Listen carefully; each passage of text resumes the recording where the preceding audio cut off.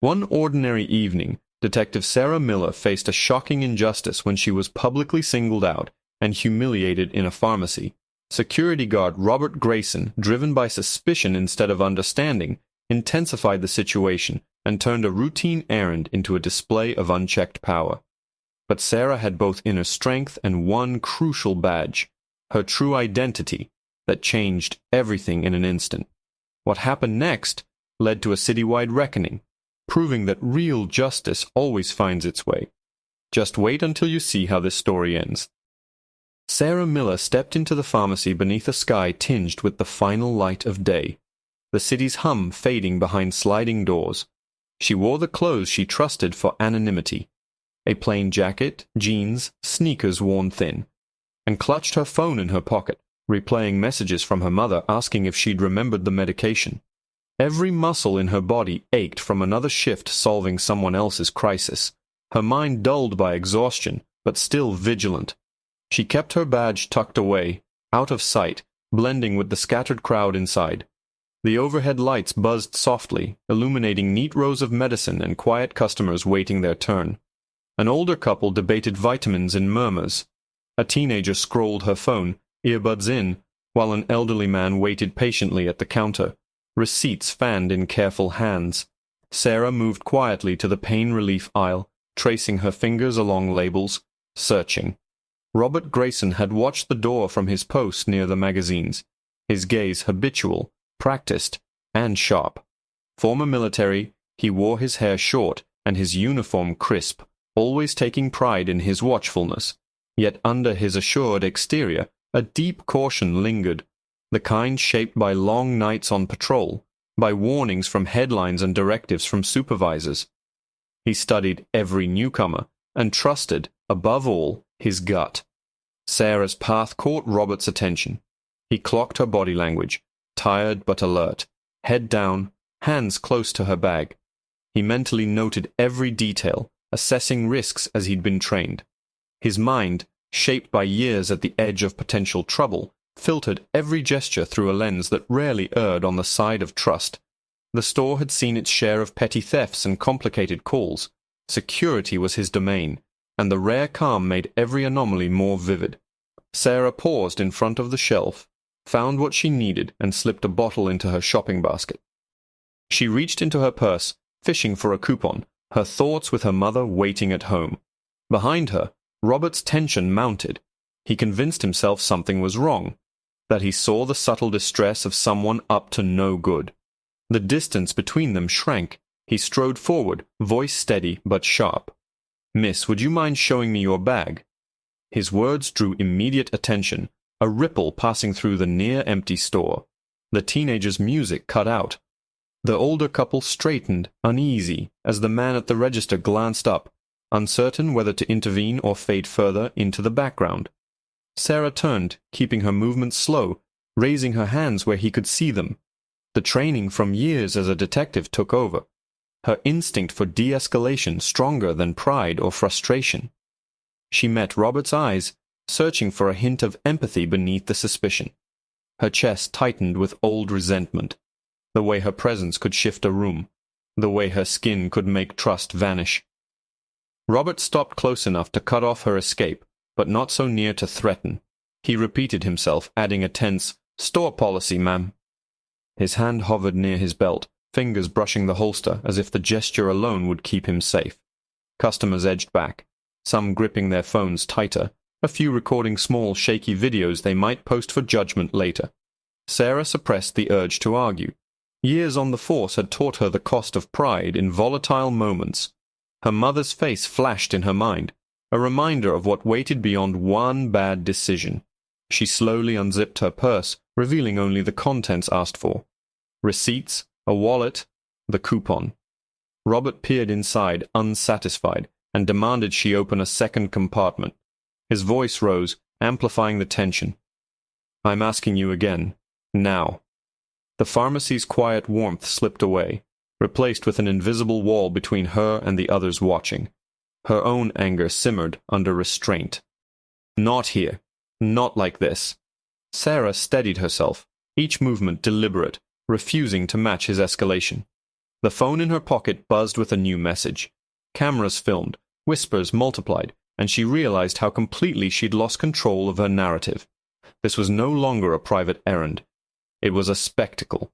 Her most vulnerable moment spun up for strangers' consumption. She weighed her options. If she pulled out her badge now, the incident might end abruptly, but it would be a public act, an admission that safety still hinged on visible proof of authority. But if she didn't, the risk escalated with every uncertain second. Sarah held Robert's gaze. The ache under her anger was old, the pain of being seen as a problem before being seen as a person. Her voice, when it finally came, was calm but edged with exhaustion. "I would like to pay for my items and leave, please." The words hung in the air, quieter than the tension but stronger than her fear. Robert's hand hovered, uncertain. For a fleeting moment, he faltered. Sarah waited, every sense alert, balanced between dignity and danger, longing for this confrontation to dissolve like a bad memory. Outside, the city continued as always, gleaming and indifferent. Inside the pharmacy, all eyes pressed in. Stranger, guardian, suspect. All identities colliding in the bright, humming stillness. And in that charged silence, Sarah's story, for this moment, belonged to everyone but her. Sarah stood motionless beneath the pharmacy's harsh lights, her hands still raised. Across the room, Robert's posture remained tense, a silent struggle flashing across his stern face as he balanced between suspicion and doubt. The silence was heavy, punctuated only by distant beeps from the register and occasional coughs. Every glance from the onlookers pressed in, some frightened, others curious, all feeling the crackling intensity of the standstill. Sarah's thoughts raced. She replayed the guard's words, the sharp edge of accusation, and the subtle humiliation that hung in the air. She was familiar with moments like these, times when patience and self-control mattered far more than pride. Training guided her actions, every movement slow and measured, designed to keep herself safe and prevent the situation from spinning out of control. Robert's hand twitched near his belt, his sense of duty colliding with discomfort. He considered the reactions scattered throughout the store, the silent judgment from witnesses, the possibility his decisions might soon play out before a much larger audience beyond these walls. Confidence warred with discomfort. Years of vigilance had made him cautious, sometimes too cautious for his own good. Sarah unzipped her purse another fraction, showing compartment after compartment, exposing each everyday object. She kept her voice calm, the result of numerous encounters where her own restraint preserved not just her dignity, but also her safety. Her heart thumped in her chest, louder with every second his gaze lingered, each silent moment feeling longer than the last. People around them shifted anxiously. Phones recorded. The young woman by the cold medicines held her device just above the shelf, documenting every blink and movement. Sarah noted the eyes on her. No longer strangers, but impromptu witnesses whose perspectives would shape the narrative far beyond the pharmacy doors. In this moment, her life was reduced to a series of tense exchanges, watched and dissected by people with no knowledge of her struggles or intentions. The intensity built until Sarah felt she could no longer bear it. She reached into her jacket, her movements slow, transparent, and pulled out her wallet. Carefully she opened it so the police badge gleamed in the fluorescent light, the small symbol suddenly changing the tenor of the room. Her voice, low and deliberate, carried a quiet authority. "My name is Sarah Miller. I am with the city's homicide division." Robert froze, confusion and embarrassment flickering across his face. The tension in his shoulders dissolved into uncertainty. He lowered his hand and stepped back, the reality of who stood before him transforming the moment. Sarah watched as the expressions around her shifted, some in awe, some ashamed, realizing they had just witnessed a scene with far deeper context than it first appeared. She felt the waves of emotion ripple through the watching crowd, compassion for her ordeal, discomfort with their own assumptions, relief that no harm had come. The heavy quiet faded. The store returned to its ordinary rhythm, but the weight of what had transpired lingered in the eyes of everyone present. Sarah let her hands fall, her composure intact, but a quiet pain burning beneath the surface. In that brief exchange, they had all been reminded of how swiftly suspicion can overshadow understanding, and how fragile dignity can be in the face of doubt. The hours after the incident rippled through Sarah's life with cold clarity. News of the confrontation spread quickly, first among pharmacy staff, then across social networks as shaky phone footage appeared online, transforming a private struggle into a citywide debate. Sarah could not sleep that night. Her mind replayed the moment Robert's eyes filled with uncertainty, and her own battered resolve when she revealed her badge. There was no solace in victory. Instead, an old ache settled deeper. At work the next day, Sarah sat at her desk reviewing reports. Colleagues watched her with quiet sympathy. Some approached, offering words of support, while others glanced away, uncomfortable with what had happened. The echo of the previous night hovered in the room, fragile and persistent. Sarah appreciated the solidarity, but it only sharpened the sting of having dignity challenged in plain sight. Word of the incident reached the precinct's leadership, and soon the city's Human Rights Commission. Sarah received calls requesting her presence at official hearings and interviews. Institutional protocol demanded investigation, not only into Robert's conduct, but into the broader question of how such confrontations arose in spaces meant for public safety. Sarah braced herself for days spent not in pursuit of justice for others, but in the pursuit of respect for herself. Robert, too, felt the weight of scrutiny beginning to settle. His childhood taught him to protect, and his training taught him to suspect. Neither prepared him for the consequences of those instincts gone too far. He was called before supervisors, asked to recount every detail, his motivations, his judgment, the split-second choices that now defined him. The pride that sustained him on every shift felt fragile under the glare of inquiry. Memories warred, his intent to keep order versus the reality of putting a woman through fear and humiliation. Sarah arrived at the hearing determined to speak for more than herself. She wore her best suit, the badge fastened clearly on her lapel. The conference room bustled with observers, officials, and citizens, some sympathetic, some skeptical. Robert sat across the table, hands folded tightly, unsure where to look. He remained silent until prompted, his voice unsteady, struggling between remorse and the urge to justify. Outside, protesters gathered with signs. Some demanded better training and accountability. Others argued for empathy, convinced anyone could be swept up by fear and assumptions. Reporters hovered near the steps, microphones ready. Inside, Sarah prepared her testimony with careful thought. She recounted the night from memory, describing not just her own fear, but the history that shaped it. Years spent proving her professionalism and competence, countless instances where strength was mistaken for threat. She spoke of her mother's reliance on her, and the quiet moments after each difficult shift, the tiny victories deflated by acts of suspicion and doubt. Her words carried stories of others whose voices went unheard, her resolve rooted in shared experience. Robert listened, shoulders stiff, his regret growing as Sarah detailed the ripple effects, how a moment's suspicion shattered a sense of peace, not only for her, but for all witnessed. When he finally spoke, his honesty surprised even him. He explained his vigilance, the pressure to prevent danger, the warnings drilled into him by years of protocol. He admitted the fear that shadowed every shift, how the line between suspicion and understanding sometimes blurred when least expected. The panel questioned them both, probing motivations and procedures. They sought not just answers, but the possibility of change. Sarah answered with quiet dignity, never allowing pain to overtake her resolve.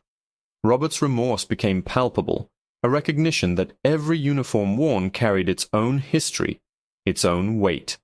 In the days that followed, the city's conversation changed. Local news ran editorials on bias and professionalism. Community groups hosted dialogues where citizens and public servants spoke openly, hoping to build bridges.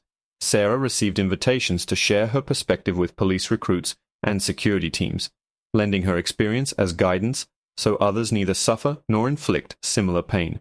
Robert enrolled in workshops focused on empathy and de-escalation. He did so not out of requirement, but out of the need to understand, to ensure that suspicion would never again override humanity. He learned to question his assumptions, to approach each encounter with patience. Through Sarah's persistence, the pharmacy introduced new staff training modules, emphasizing dignity for every customer. The encounter became a touchstone for the city, a reminder that vigilance must never eclipse compassion, and that trust, once broken, must be rebuilt with intention. Sarah continued her work in law enforcement, but found herself changed. She understood the fragile line between safety and judgment with newfound clarity. In halls filled with uniformed officers and citizens, she stood as a testament to quiet power, each word and gesture echoing with a lesson learned in the unlikeliest of places. Her story spread beyond the city, passed from news outlet to online commentary, stirring conversations far wider than she expected. What had begun as a moment of humiliation became a rally for reform and respect, sparking hope that dignity could prevail even in the most unlikely situations. For Sarah and Robert, the pharmacy incident would never be erased, but it became the start of something enduring, a battle for recognition, a catalyst for change, and proof that every confrontation, if faced with courage and honesty, could lead to new understanding and restored justice. The days after the final verdict unfolded slowly, each one colored not by celebration, but by a gradual sense of transformation. The city, once the stage for a tense confrontation, now became a workshop for reconciliation and renewal. For Sarah, closure was a quiet companion, arriving not as a declaration, but as thoughtful reflection. Sarah returned to her routines, life measured by familiar steps, but subtly altered by public recognition and private lessons. Her work at the precinct gained new respect. Colleagues paused during briefings, listening more carefully than before to her perspective on justice and restraint. She became an informal mentor, offering advice on moments when instinct might tempt strength over empathy. Her own experience, once a source of embarrassment, gave way to wisdom, and she learned to speak for those who could not always advocate for themselves. The City Council, moved by the testimony and the widespread response, formalized new regulations for security personnel in public venues. These reforms introduced regular training on de-escalation, the role of fair judgment, and the importance of treating each individual as a full participant in community life. Workshops were led by professionals from different backgrounds, including Sarah herself. She stood before groups of new recruits, telling her story, emphasizing how a single moment could echo through countless lives, altering futures in unexpected ways. Robert attended these sessions, reluctant at first but gradually more open. He sat in back rows, absorbing the lessons as others did. His own voice, once characterized by commands, softened into questions. He engaged with citizens willing to share experiences, sometimes recognizing painfully how familiar their stories sounded. He wrote letters of apology not only to Sarah, but also to past customers whose encounters with him had been less than kind. He volunteered in local mediation projects, determined to make amends through actions, not only words. Sarah found herself the subject of public forums and editorial columns, both praised and critiqued by a world eager to draw lessons from her ordeal. She chose to focus on the constructive, leading outreach with community organizations, working on public awareness campaigns for fair policing and unbiased security practices. Her story was shared in schools, at city events, and through online workshops, often paired with other accounts from across the country. Together, a tapestry of voices seeking change. The pharmacy itself changed in subtle ways. Seats were installed near the entrance so customers could wait with comfort, and signs at the door reminded everyone of the commitment to dignity and equality. Employees held regular meetings to share concerns, learning how community trust was built, layer by layer. The business partnered with local advocacy groups, inviting them to review incidents and offer guidance, ensuring that old mistakes would not repeat. A year later, Sarah walked through the pharmacy once more, greeted with familiarity by the new staff. She noticed the small gestures of courtesy, smiles, patience, and gentle service. No one mentioned the night her badge changed everything, but she felt its legacy in every small act of kindness. She realized that every story, when faced openly, could spark a ripple effect, encouraging people to learn, apologize, and grow. Her relationship with her mother grew stronger. They spoke often about courage, about perseverance, and about the quiet satisfaction of standing firm for what was right. Their home became a gathering place for neighbors seeking advice or comfort. Sarah's ability to listen and guide others was recognized beyond the force. Robert found himself changed as well. He pursued new certifications, became an advocate for respectful security, and even developed training modules to help others catch their own biases before they could inflict harm. He spoke in interviews, acknowledging regret while emphasizing hope. His story, once marked by confrontation, was now a testament to the possibility of redemption. Through the city, a shift in attitude was noticeable. People responded to incidents differently now, pausing to ask questions before judging, actively seeking dialogue rather than conflict. Local media presented more nuanced discussions of justice, safety, and inclusion, using the pharmacy event as a milestone for improvement. Sarah's story continued to echo. Conferences invited her as a speaker, her words reaching listeners in faraway cities. Each chapter of her life after the incident layered new meaning upon the old. She worked tirelessly to ensure that others need not face indignity alone. And as she watched the city change, she understood that her own journey born from pain and suspicion had given rise to a community more aware, more caring, and more united in its pursuit of true justice. For Sarah, for Robert, and for the city, the conclusion to the pharmacy incident was not written in anger or defeat. Instead, it stood as a living reminder that growth could be gentle or radical, but always possible. In every ending resides the quiet spark of a new beginning, a chance to listen, to forgive, and to build dignity where suspicion once stood.